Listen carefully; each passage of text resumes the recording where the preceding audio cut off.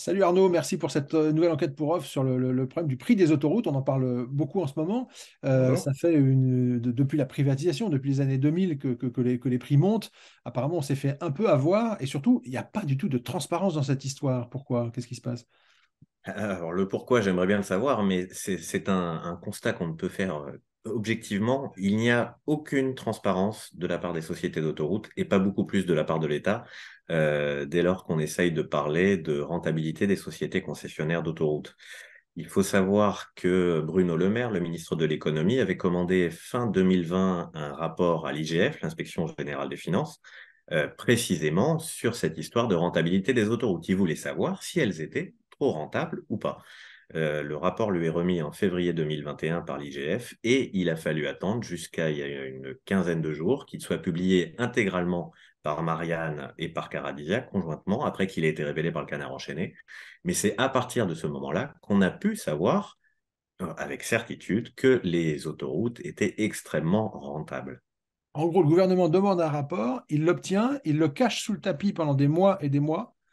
Et ce rapport disait quoi? Bah, que Eiffage, Vinci et les concessionnaires d'autoroutes se mettent des milliards dans les poches, quoi, en gros. Exactement, c'était aussi simple que ça. Bruno Le Maire a demandé un rapport sur cette pseudo-surrentabilité, il a été servi. Les experts de l'IGF ont considéré que le TRI actionnaire, c'est extrêmement compliqué, il faut lire l'article pour comprendre, que le TRI actionnaire était de 12% alors qu'il avait été prévu à 7,7%. En gros, Vinci et Eiffage, parce que les autres sociétés, c'est quand même une autre histoire, dégagent 4 à 5 points de marge supplémentaire que ce qui avait été prévu en 2006 lors de leur privatisation.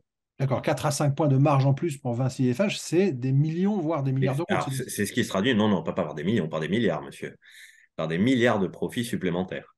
D'accord. Ce que le maire a expliqué durant son audition, c'est que tout simplement, il n'avait pas vu, parce qu'il faut quand même savoir que monsieur le maire est le principal artisan de la cession des autoroutes en 2006, lorsqu'il est directeur de cabinet de Dominique de Villepin.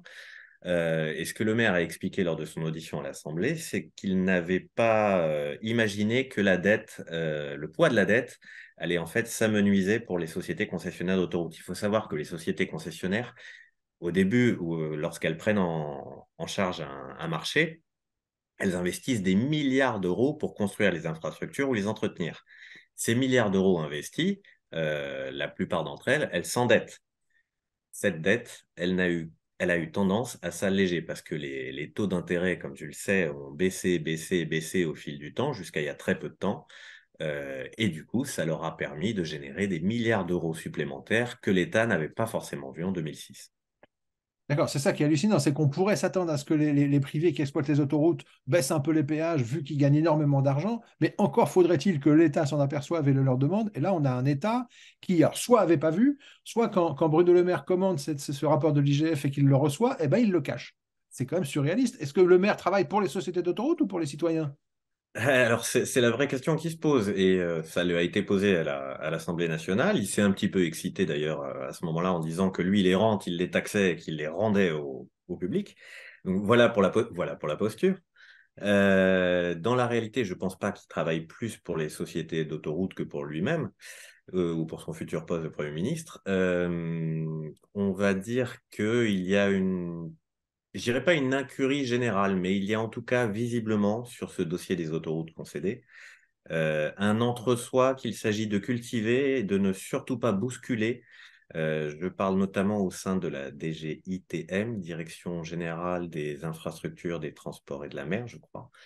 Euh, Beaucoup de choses font penser qu'il y a quand même une culture du secret qui est le fait de gens qui se connaissent très bien, qui ont fait leurs études ensemble, qui ont un jour travaillé pour l'État, qui ont le lendemain travaillé pour des sociétés privées.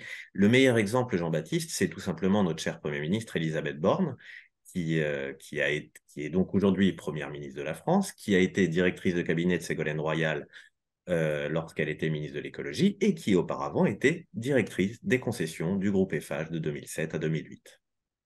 C'est surréaliste. On est encore toujours dans ces heures de pantouflage où on a l'impression finalement que ces gens, quand ils sont au service de l'État et donc en principe des Français, passent leur temps à se dire, dans quelques mois, j'irai au service du privé, donc je vais arranger, enfin, tu vois, est-ce qu'ils ne sont pas en train d'arranger leurs intérêts pour être recrutés? C'est un peu comme avec Alexis Collère. C'est la question qu'on se pose en permanence avec cette pratique de l'État. Bon, bah, une fois de plus, les citoyens sont rackettés et n'ont même pas le droit de savoir de combien, puisque le pouvoir exécutif cache les rapports. Bah, heureusement qu'il reste quelques journalistes en France. Merci Arnaud et à très vite sur Euf. À très bientôt, merci.